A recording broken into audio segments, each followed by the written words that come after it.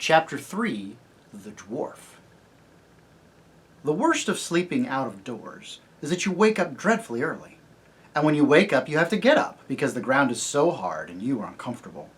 And it makes matters worse if there's nothing but apples for breakfast and you've had nothing but apples for supper the night before.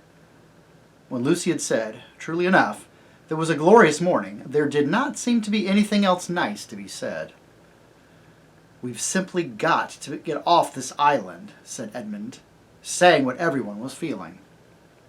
When they had drunk from the well and splashed their faces, they all went down to the stream again to the shore and stared at the channel which divided them from the mainland. "We'll have to swim," said Edmund. "It would be all right for Sue," said Peter. Susan had won prizes at swimming for school. "But I don't know about the rest of us." By the rest of us, he really meant Edmund, who couldn't do 2 lengths of the school baths, and Lucy, who could hardly swim at all. "Anyway," said Susan, "there may be currents. Father said it's never wise to bathe in a place you don't know."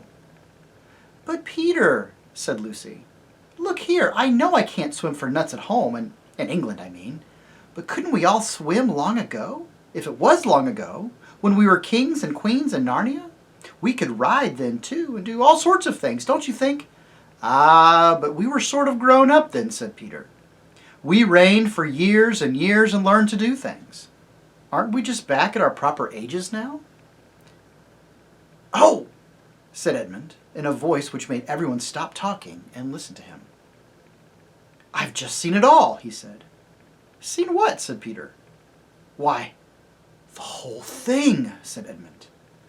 "You know what we were puzzling about last night? That it was only a year ago since we left Narnia, but everything looks as if no one has lived in Cair Paravel for hundreds of years. Well, don't you see?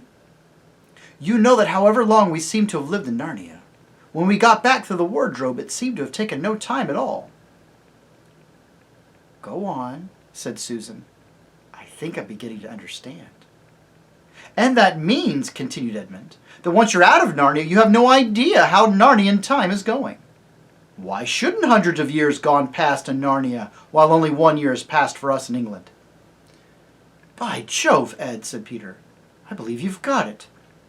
In that sense, it really was hundreds of years ago that we lived in Cair Paravel. And now we're coming back to Narnia just as if we were Crusaders, or Anglo-Saxons, or ancient Britons, or someone else coming back to modern England." "How excited they'll be to see us," began Lucy, but at the same moment, everyone said, "Hush!" or "Look!" For now something was happening. There was a wooded point on the mainland a little to the right, and they all felt sure that just beyond that point must be the mouth of the river. And now, round that point, there came into sight a boat. When it had cleared the point, it turned and began coming along the channel toward them. And there were 2 people on board, one rowing, and the other sitting in the stern and holding a bundle that twitched and moved as if it were alive. Both these people seemed to be soldiers. They had steel caps on their heads and light shirts of chainmail. Their faces were bearded and hard. The children drew back from the beach into the wood and watched without moving a finger. "That'll do," said the soldier in the stern when the boat had come opposite to them.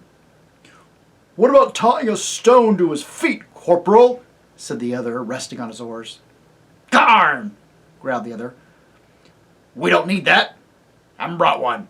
He'll drown sure enough without a stone as long as we've tied the cords tight." With these words, he rose and lifted his bundle. Peter now saw it really was alive, and in fact it was a dwarf, bound hand and foot, but struggling as hard as he could.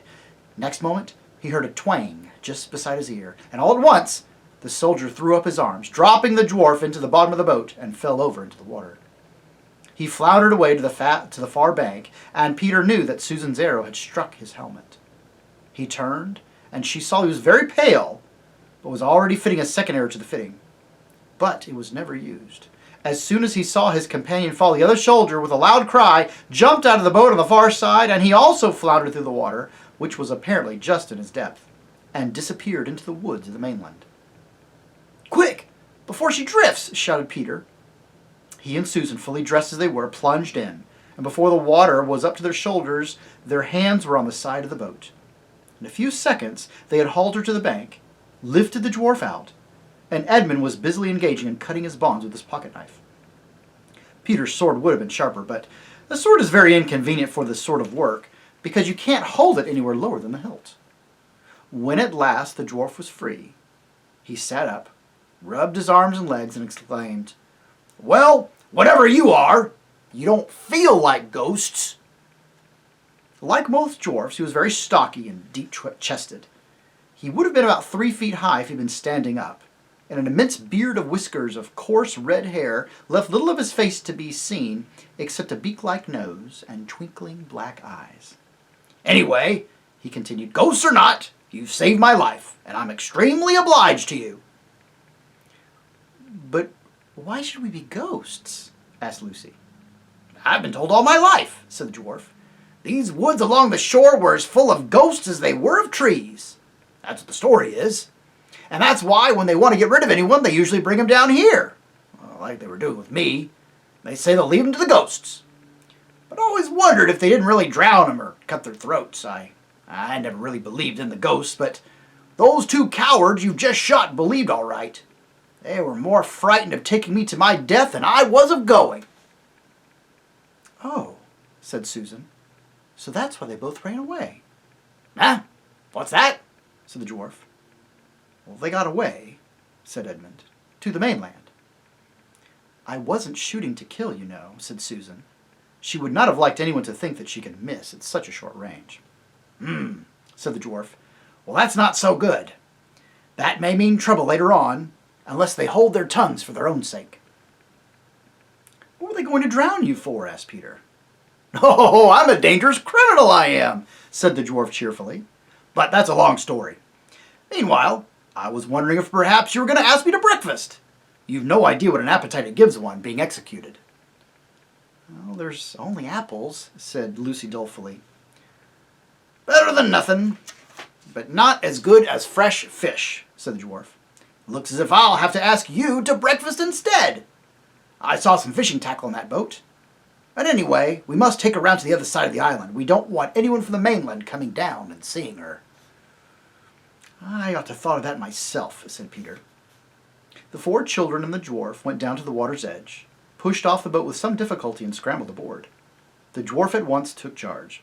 The oars were of course too big for him to use, so Peter rowed, and the dwarf steered them north along the channel and presently eastward round the tip of the island. From here the children could see right up the river, and all the bays and headlands of the coast beyond it. They thought they could recognize bits of it, but the woods, which had grown up since their time, made everything look very different.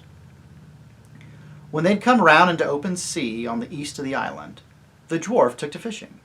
They had an excellent catch of pavenders, a beautiful rainbow-colored fish which they all remembered eating in Cair Paravel in the old days. When they'd caught enough, they ran the boat up a little creek and moored her to a tree. The dwarf, who was a most capable person, and indeed, though one meets bad dwarfs, I have never heard of a dwarf who was a fool, cut the fish open, cleaned them, and said, "Now, what we want next is some firewood." "Well, we've got some up by the castle," said Edmund. The dwarf gave a low whistle. "Beards and bedsteads," he said. "There really is a castle after all." "It's only a ruin," said Lucy. The dwarf stared round at all 4 of them with a very curious expression on his face. "And who on earth—" he began, but then broke off and said, "No matter, breakfast first. But one thing we have before we go on. Can you lay your hand on your hearts and tell me I'm really alive? Are you sure I wasn't drowned and we're not all ghosts together?" When they reassured him, the next question was how to carry the fish. They had nothing to string them on and no basket. They had to use Edmund's hat in the end because no one else had a hat. He would have made much more fuss about this if he had not by now been so ravenously hungry. At first, the dwarf did not seem very comfortable in the castle. He kept looking around and sniffing and saying, "Looks a bit spooky after all. Smells like ghosts, too." But he cheered up when it came to lighting the fire and showing them how to roast the fresh pavenders in the embers. Eating hot fish with no forks and one pocket knife between 5 people is a messy business, and there were several burnt fingers before the meal was ended. But as it was now 9 o'clock and they had been up since 5, no one minded the burns so much as you might have expected. When everyone had finished off with a drink from the well and an apple or so, the dwarf produced a pipe about the size of his own arm, filled it, lit it, blew a great cloud of fragrant smoke, and said, "Now, will you tell us your story first?" said Peter, "and then we'll tell you ours." "Well," said the dwarf, "as you've saved my life, it is only fair you should have your own way. But I hardly know where to begin. First of all, I'm a messenger of King Caspian's." "Well, who's he?" asked all four voices at once. "Caspian the 10th, King of Narnia, and long may he reign," answered the dwarf. "Well, that is to say, he ought to be King of Narnia, and we hope he will be. At least, at present he's only one of us old Narnians." "Well, what do you mean by old Narnians, please?" asked Lucy. "Well, that's us," said the dwarf. "We're a kind of rebellion, I suppose." "Oh, I see," said Peter. "And Caspian is the chief old Narnian." "Well, in a manner of speaking," said the dwarf, scratching his head. "But really he's a new Narnian himself, a Telmarine, if you follow me." I don't," said Edmund. "Ugh, it's worse than the War of the Roses," said Lucy. "Oh dear," said the dwarf. "I'm doing this very badly. Look here, I think I'll have to go right back to the beginning and tell you how Caspian grew up in his uncle's court and how he came to be on our side, but it's going to be a long story." "All the better," said Lucy. "We love stories." So the dwarf settled down and told his tale. I shall not give it to you in his words, putting in all the children's questions and interruptions because it would take too long and be too confusing, and even so, you'd have to leave out some points that the children heard only later. But the gist of the story, as they knew it in the end, was as follows. But that's the end of chapter 3. So the first part of the mystery begins to unravel. The children realize now that time in Narnia just flows differently than time back in England. When they were in Narnia for years and years and years, growing up to be adult kings and queens, it took no time whatsoever by the time they came back to the wardrobe to England. And now, a year in England, they've come back, and as they've said, this would be like the Anglo-Saxons or ancient Britons coming back to the England that they knew. Imagine all of the sudden if George Washington showed up one day, or Christopher Columbus, someone from deep in history that we would have no idea to expect would still be around or to have a way to come back into modern ages. But that seems to be where they find themselves now, with woods overgrown and their once beautiful castle now in ruins. The chance, however, to start putting the pieces together and to find out what's happened in all of those hundreds and hundreds of years since they've been gone. For it will be their new friend, this dwarf they have rescued, who I think will be able to explain old Narnia, new Narnia, and what in the world is going on now.